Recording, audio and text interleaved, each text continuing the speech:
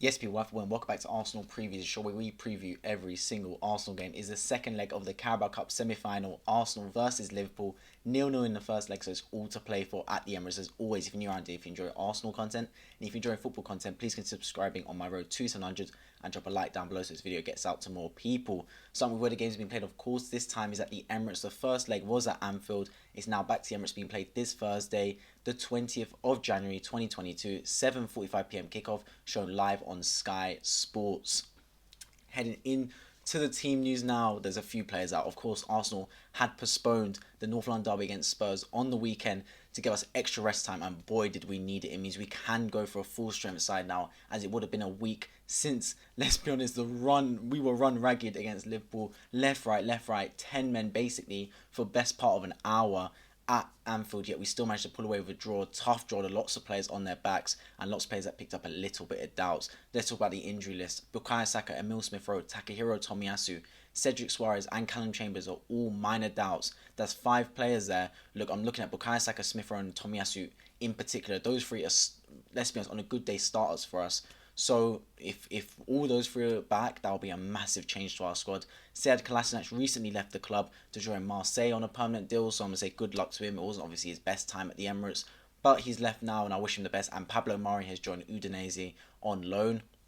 Granit Xhaka will serve his first of his 2-match suspension, of course, because he picked up the red card at Anfield. The red card wasn't for violent contact, it was for a goal scoring opportunity. So normally it would be 1 game, but because it's his second red card offence, he will miss 2 games. So he'll miss the game here and the game against Burnley on the weekend, provided it isn't postponed. While Martin Odegaard is ruled out due to coronavirus.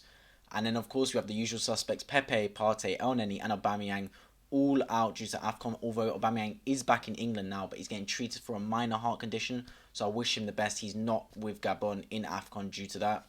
In terms of Liverpool now, well, they have Thiago Alcantara, Harvey Elliott and Nat Phillips all sidelined due to injury, while Sadio Mane, Mohamed Salah and Naby Keita all out due to AFCON, and then Divock Origi has been back in training but remains doubtful with a knee problem. So definitely we have more injury problems than Liverpool, but both sides are hit with players out of the team, and it'll be a good game. Of course, it is a one-off game.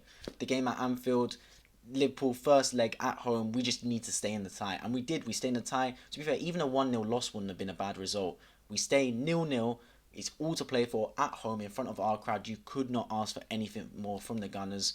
Let's just hope that we put on a good display. Of course, we can't really approach the game the same way we did at Anfield. We can't just sit back and soak up. We're at home. We have to maybe go on a bit of a front foot, which I mean would probably feed into Liverpool's hands, because Liverpool's best chances against us came when we attacked and they countered.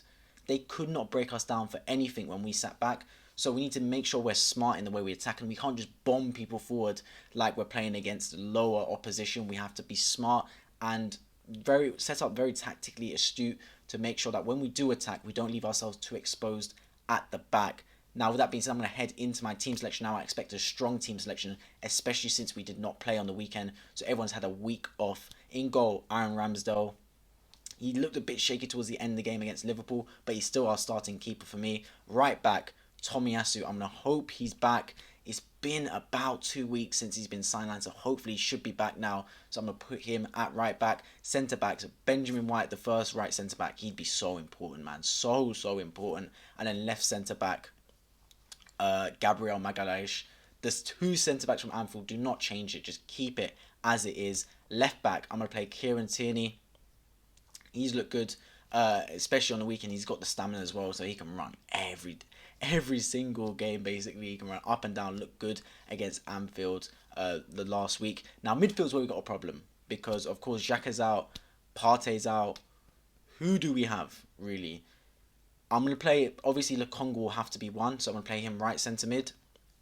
The other centre mid is where we have a problem now, because the options seem very thin.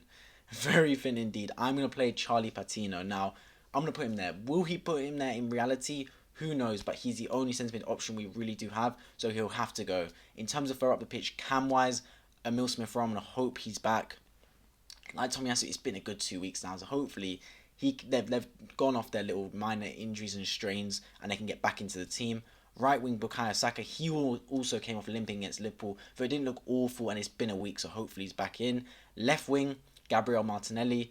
He's always up for the fight, always up to run, and I think he'll be an outlet for us. And then striker Alex Lacazette. So basically the strongest team we could go for in this game, and I'm hoping we use it to attack Liverpool and get the victory.